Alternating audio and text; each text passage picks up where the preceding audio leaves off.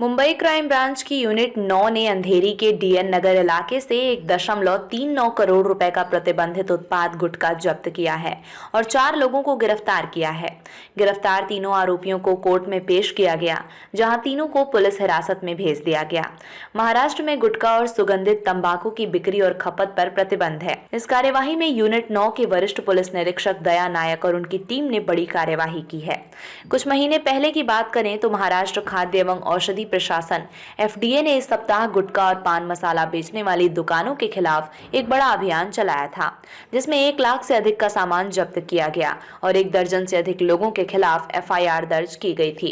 FDA अधिकारियों ने जोगेश्वरी, मुलुंद, दादर, परेल, बोरीवली और नागपाड़ा में पान की दुकानों पर छापेमारी की।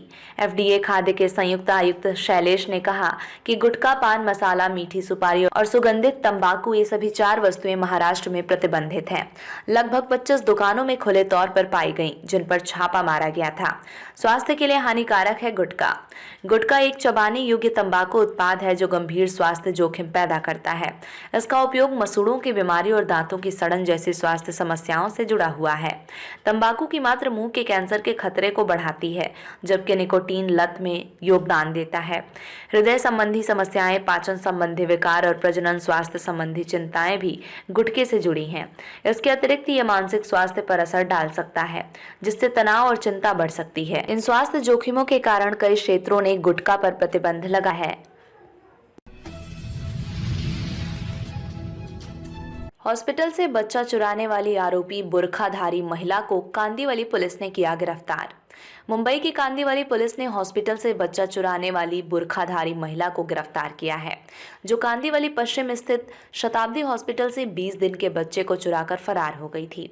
कांदीवली पुलिस ने महिला को गिरफ्तार कर 20 दिन के बच्चे को सुरक्षित छुड़ाकर उसके माता पिता को सौंप दिया है। बच्चा चुराने की सारी वारदात सीसीटीवी में कैद हो गई। सीसीटीवी में बुर्खाधारी महिला बच्चे को गोद में ले जाती दिखाई दे रही है। कांदीवली पुलिस ने सीसीटीवी की मदद से आरोपी महिला को गिरफ्तार किया। बुर्खाधारी महिला ने बच्चा चुराने के बाद मालवनी की तरफ गई। जब महिला को पता चला कि पुलिस बच्चे को ढूंढ रही है तो बुर्खाधारी महिला ने बच्चे को वनराई पुलिस स्टेशन ये कहकर सौंप दिया कि बच्चा उसे रोड पर मिला है। वनराई पुलिस ने कांदीवली पुलिस के बच्चे के बारे में बताया। कांदीवली पुलिस ने बच्चे को कब्जे में लेने के बाद आरोपी बुर्खाधारी महिला को मलाड से गिरफ्तार कर लिया। महिला से पूछताछ में ये पता चला कि महिला की शादी 1.5 साल पहले हुई थी, लेकिन उसे बच्चा नहीं हो रहा था, इसलिए वो परेशान थी और महिला ने अस्पताल से बच्चा लेकर भाग गई थी। पुलिस ने बताया कि महिला पहले शताब्दी हॉस्पिटल गई, जहां पर आरोपी महिला ने बच्चे की मां के साथ इधर उधर की बात की।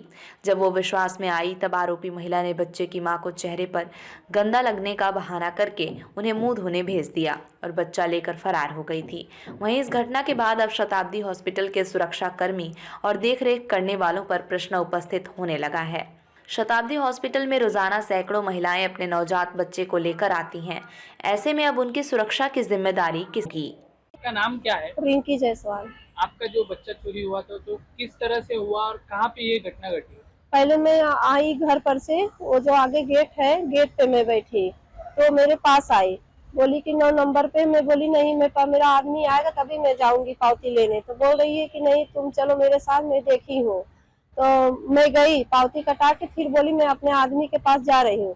बोल रही नहीं तो चलो, तुम्हारा आदमी तो पीछे से आ रहा थे। जैसे ही मैं गई 1 नंबर पे तो वैसे मेरे पीछे से मेरा आदमी आया।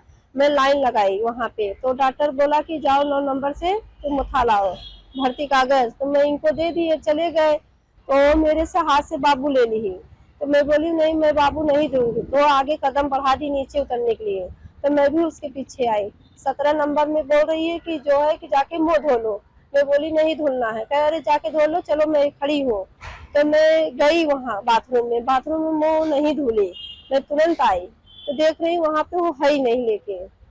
उस वक्त आपके पति कहाँ थे और जो महिला ने जिस बच्चे को, आपके बच्चे को जो चोरी किया है, क्या आप उस महिला को जानते थे? नहीं, मैं उसका कोई पहचान ही नहीं है, अपना नकाब भी नहीं उतारी है।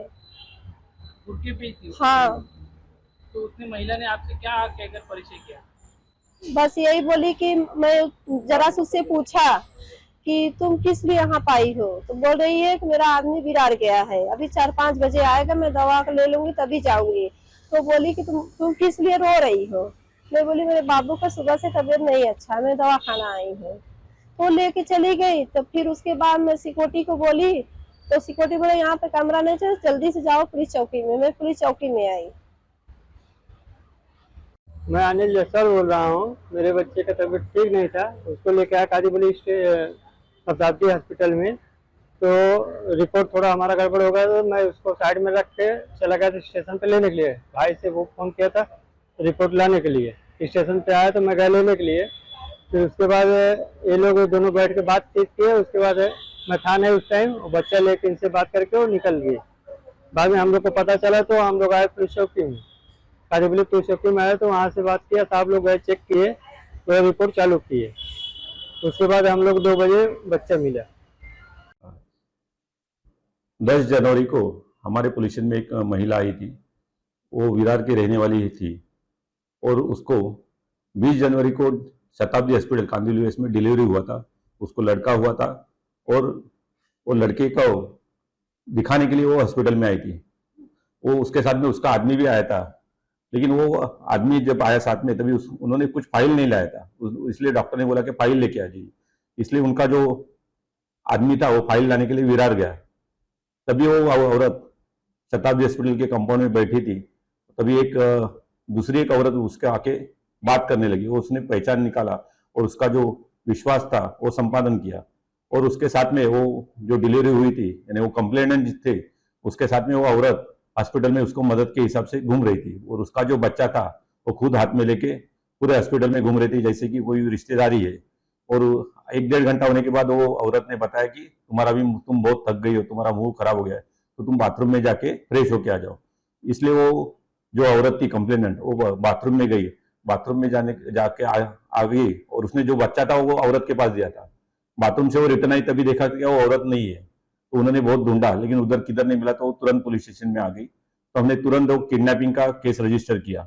और वहां के आजू बाजू के जब सीसीटीवी फुटेज चेक किए तो एक जो लेडीज थी वो बच्चा लेके रिक्शा में बैठी ऐसा दिखाई दिया। फिर वो हिसाब से हमने सभी एरिया के सीसीटीवी फुटेज चेक किए तो वो जो औरत थी रिक्शा में बैठी थी, वो रिक्शा मालवनी की तरफ गई। फिर वो हिसाब से हमने मालवनी में पूरे जोनल डीसीपी के अंडर पूरा कॉम्बिंग ऑपरेशन शुरू किया। कॉम्बिंग ऑपरेशन शुरू करने के बाद वो जो बच्चा चुराने वाली औरत थी वो डर गई और उसने वो जो बच्चा है वो वनराई पुलिस स्टेशन में जाके दे दिया। वहां बोला क्या मुझे वो रास्ते में मिल गया। फिर वो हिसाब से वनराई पुलिस स्टेशन से हमको फोन आया कि एक ऐसा बच्चा मिला हुआ है। हमने वो जब छानबीन की तो वो बच्चा वही निकला। और जो हुलिया था औरत का, वो हुलिया सेम वो हुलिया वो वनराई पुलिस स्टेशन में जो आई थी उसका था। हमने तुरंत वहां टीम भेजी और वो औरत को ताबे में लेके और बच्चे को लेके पुलिस स्टेशन में लेके आए। वहां उसके पास वो औरत के पास इंक्वायरी करने के बाद उसने वो गुनाह किया था वो कबूल किया। वो औरत को अभी हमने अरेस्ट किया और कोर्ट के सामने पेशी की है उसकी। सर वो बच्चा चोरी करने का पीछे का कारण क्या था, उसका कोई रिकॉर्डेड है? नहीं, वो औरत का कुछ अभी रिकॉर्ड नहीं मिला, लेकिन वो औरत का शादी होके 1.5 साल हुआ था। वो 1.5 साल में उसको कुछ बच्चा कुछ हुआ नहीं, इसलिए उसके घर वाले टॉर्चर कर रहे थे। वो बच्चे को पालने के हिसाब से उसने वो बच्चा चोरी किया था। भाजपा विधायिका ने टीबी के मरीजों को दत्तक लेकर किया पौष्टिक आहार का किट वितरण। पूरे भारत में टीबी के मरीजों की संख्या बढ़ती जा रही है, जिसके लिए प्रधानमंत्री नरेंद्र मोदी द्वारा टीबी मुक्त भारत बनाने का अभियान शुरू किया गया है, जिसको देखते हुए दहिसर विधानसभा की भाजपा विधायिका मनीषा चौधरी द्वारा दहिसर विधानसभा में टीबी के मरीजों को दत्तक लेने का अभियान शुरू किया गया। दहिसर विधानसभा में करीब 500 से ज्यादा टीबी के मरीज हैं, जिनके लिए आपला दवाखाना में निःशुल्क टीबी की दवाइयां उपलब्ध हैं। विधायिका मनीषा चौधरी ने 6 महीनों तक टीबी के मरीजों को पौष्टिक आहार का किट देने का संकल्प लिया, जिसके लिए आज दहिसर विधानसभा में एक्सर आपला दवाखाना में 325 टीबी के मरीजों को पौष्टिक आहार का किट दिया गया। साथ ही आनंद नगर आपला दवाखाना में भी 325 टीबी मरीजों को पौष्टिक आहार का किट दिया गया। ये पौष्टिक आहार का किट 6 महीनों तक दिया जाएगा। ये पहली बार होगा कि किसी विधायक द्वारा टीबी के मरीजों को दत्तक लिया गया हो, जब तक कि वो मरीज ठीक नहीं हो जाते। इस पौष्टिक आहार का किट वितरण कार्यक्रम में विधायिका मनीषा चौधरी, बीएमसी सहायक आयुक्त आर उत्तर विभाग नवनीश वेंगुलेकर, मंडल अध्यक्ष अरविंद यादव, शशिकांत कदम, युवा मोर्चा के श्रीधर पाटिल, बीएमसी के कर्मचारियों के साथ भाजपा के पदाधिकारी और कार्यकर्ता उपस्थित थे। छह यूनिक तरह का कार्यक्रम लिया गया जो जिनको छह की बीमारी उनकी हमने राशन का किट का वाटप किया जो पौष्टिक आहार है, उसमें क्या कहेंगे? हमारे अपने देश के यशस्वी पंतप्रधान लोकप्रिय पंतप्रधान नरेंद्र मोदी जी, इन्होंने एक संकल्प किया है कि क्षय मुक्त निक्षय भारत, ऐसे ही हमारे महाराष्ट्र निक्षय होना चाहिए, मुंबई निक्षय होना चाहिए। ऐसे मुंबई निक्षय करने के लिए हमने हमारी दहिसर विधानसभा निक्षय करने का संकल्प लिया है और हमारे हिंदू हृदय सम्राट बाला साहेब ठाकरे जी का हमारा आर सेंट्रल वार्ड का जो हमारा दवाखाना का उद्घाटन किया, उस समय मेरे को ये निक्षय के बारे में, संकल्पना के बारे में हमारे एमओएच, हमारे दोनों एमओएच और हमारे वार्ड ऑफिसर ने मुझे उन्होंने कल्पना दी। ऐसे ही हमने हमारे सभी कार्यकर्ता हाजिर थे, उन सभी कार्यकर्ताओं को मैंने आह्वान किया कि अपने को मोदी जी को साथ देना है और भारत निक्षय करते करते अपनी दहिसर विधानसभा निक्षय होनी चाहिए।